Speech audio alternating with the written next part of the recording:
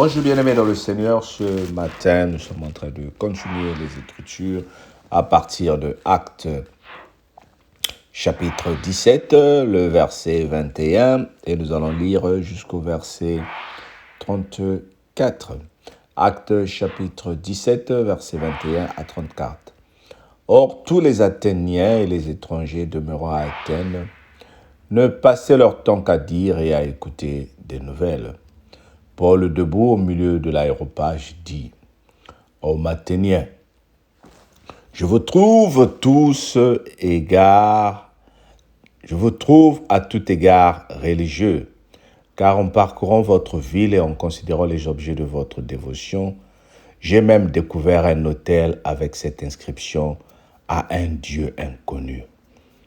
Ce que vous reverrez sans le connaître, c'est ce que je vous annonce. Le Dieu qui a fait le monde et tout ce qui s'y trouve, étant le Seigneur du ciel et de la terre, n'habite pas dans les temples faits de mains d'hommes.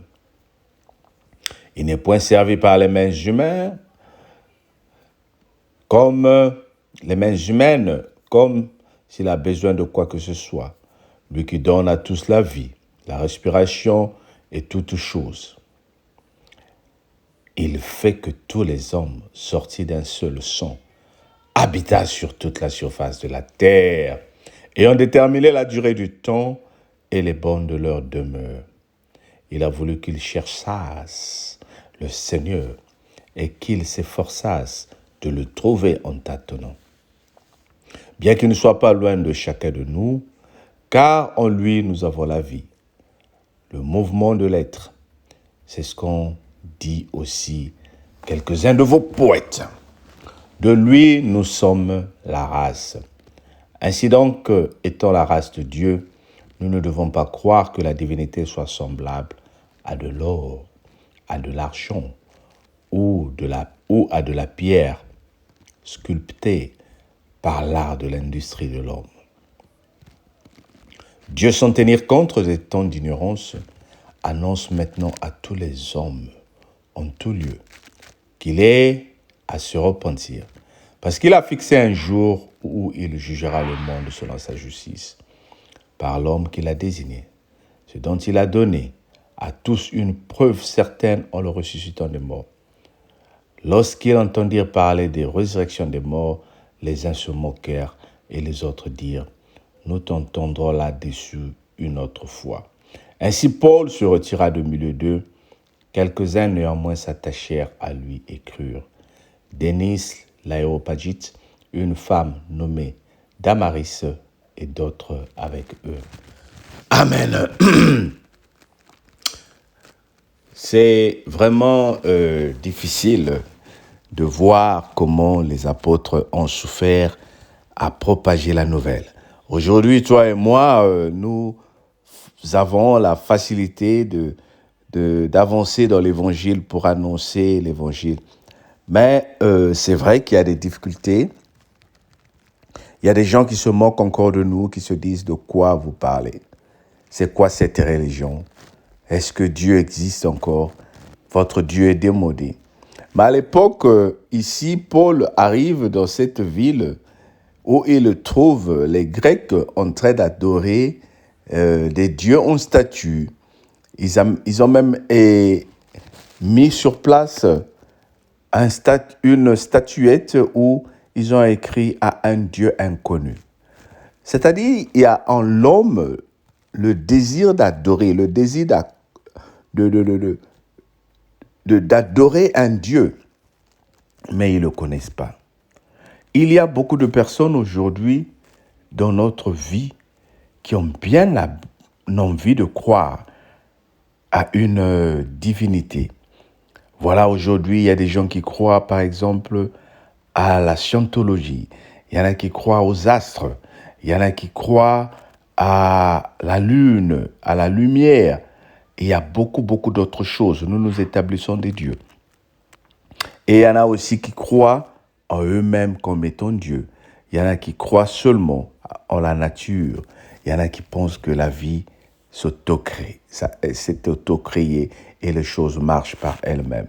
Alors, toutes ces croyances-là nous qui te donnons la parole ce matin, nous sommes en train de dire, le plus important, c'est ce que nous sommes en train de voir vers la fin.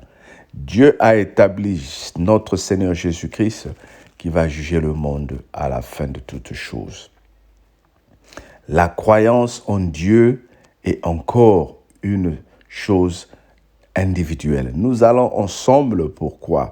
Mais c'est une relation particulière que nous réalisons avec Dieu. Il faut que Dieu s'investisse dans une personne qui est ouverte à l'accepter. Et comment? C'est en apportant la parole de Dieu.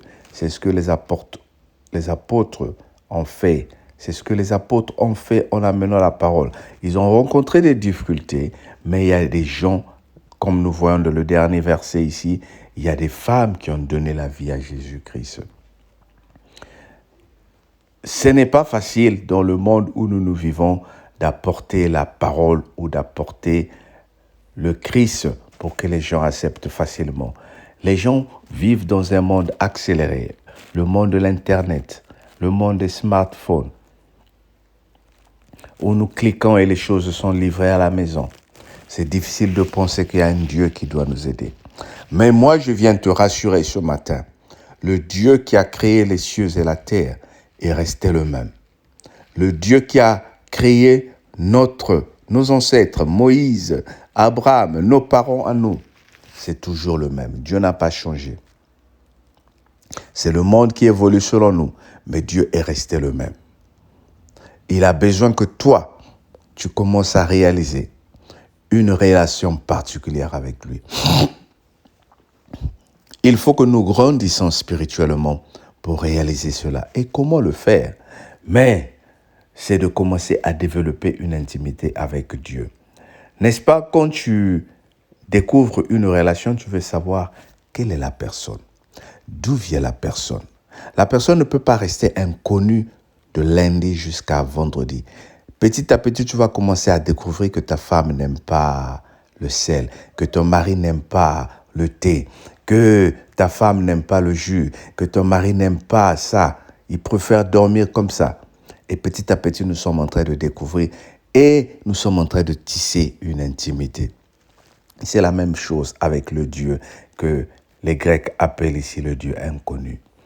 Peut-être que Dieu est encore inconnu dans ta vie. Voilà pourquoi tu t'attends encore. Mais je viens t'annoncer ce matin que le Dieu inconnu veut faire connaissance à toi. Et quand il va faire connaissance à toi, les choses ne seront plus les mêmes. Voilà pourquoi il dit dans Apocalypse chapitre 3, verset 20, « Je me tiens devant la porte et je frappe. Si quelqu'un entend ma voix et ouvre, j'entrerai chez lui. Je dînerai avec lui et lui avec moi. » Le Dieu inconnu est devant ta porte, bien-aimé.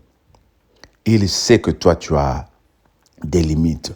Maintenant, il veut t'apporter la connaissance pour que toi, tu affranchisses ce qui est inconnu dans la vie. Bien-aimé, cherche à développer une relation avec Dieu. Cherche à développer une relation avec Dieu.